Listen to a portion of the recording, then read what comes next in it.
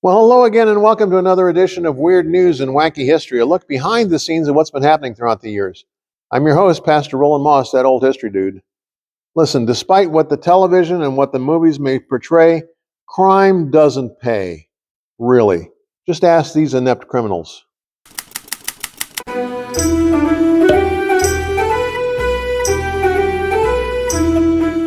The Watergate break-in was a low point in the history of American politics. It revealed the lies and conniving that routinely occur at the very highest levels of government.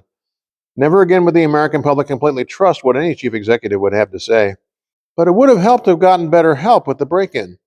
The burglars used tape to hold several door locking mechanisms open so they wouldn't get locked in. Not a bad idea if they would have applied the tape vertically and invisibly along the door edges. Instead, bumbling burglar James McCord stuck the tape on horizontally, with the end sticking out on either end of the door where it could be easily visible to night watchman Frank Wills as he made his rounds on the night of June 17, 1972. And a reliable lookout would have helped a lot too. Unfortunately, the job went to Alfred Baldwin, stashed in the Howard Johnson Motel across the street from the Watergate. Ideally situated to warn the break-in team by radio if authorities showed up, he was so enthralled watching the 1958 movie Attack of the Puppet People on TV that he didn't see the police coming until it was way too late. Good help is so hard to find. Some crimes carry their own punishment.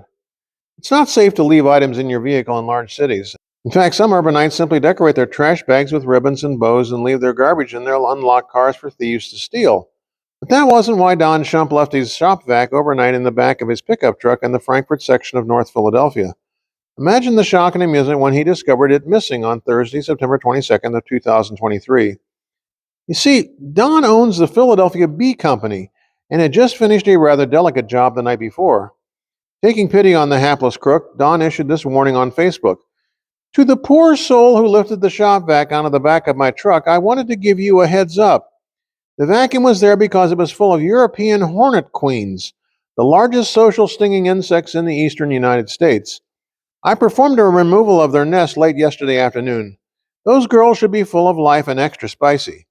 So, should you happen to be in Philadelphia and see a deranged person running down the street fiercely waving their arms and screaming at the top of their lungs, this may be a possible explanation. Sometimes the punishment far exceeds the crime. There's a lot of horrible, awful, terrible crimes out there in the world, and the justice system has always wrestled with just how to make the punishment appropriately fit the wrong that's been done.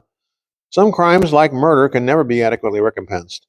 W.S. Gilbert expressed the challenge well back in 1885 when he had the Mikado sing, "My judgment all sublime, I will achieve in time to make the punishment fit the crime, the punishment fit the crime." Just consider the case of Gabriel March Granados, a 22-year-old Palma de Mallorca postman. In just 2 years, the Spanish mailman failed to deliver 42,784 pieces of mail. To make matters even worse, he opened 35,718 of them and then stole some 50,000 euros worth of contents, about $53,000 in today's dollars. This resulted in thousands of charges of theft, fraud, and wrongful appropriation of documents. When added up, the charges resulted in the prosecutor asking for a mind-blowing 19 million euro fine and a 384,912-year prison sentence, 9 years for every opened letter. Obviously beyond the ability of the light-fingered postal worker to fulfill, he was finally sentenced to 14 years and 2 months in prison, and about a 54 euro fine. And some crimes just make you shake your head in amazement. Hollywood loves to portray criminals as geniuses of the swindle and the con, and masterminds of the scam and the heist. These action-adventure flicks are filled with ruggedly handsome guys, lovely ladies, vaults filled with lots of loot, car chases, and breathtaking suspense.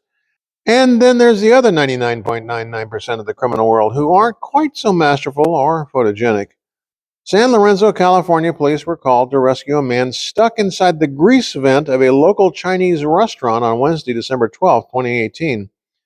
It seems that this whiz kid thought he could slither down the greasy vent and into the restaurant, robbing the place without actually breaking and entering. The vent proved to be just a bit narrower than he was, and there he dangled for 2 days. His faint cries for help finally were heard, and someone called 911. When rescuers arrived, they found the would-be burglar covered in rancid grease slime and stuck fast. It took an hour to literally cut him free from his metal cocoon. Suffering from exhaustion, dehydration, and hunger, he was expected to make a full recovery. Oh, and one final thing I didn't mention. The restaurant he was trying to rob, it had gone out of business and was standing vacant. Criminal mastermind? Not so much. And that's about all the time we have for this episode of Weird News and Wacky History. A look behind the scenes of what's been happening throughout the years. I'm your host, Pastor Roland Moss, author, historian, and speaker, hoping that all of your history may be just a little bit weird.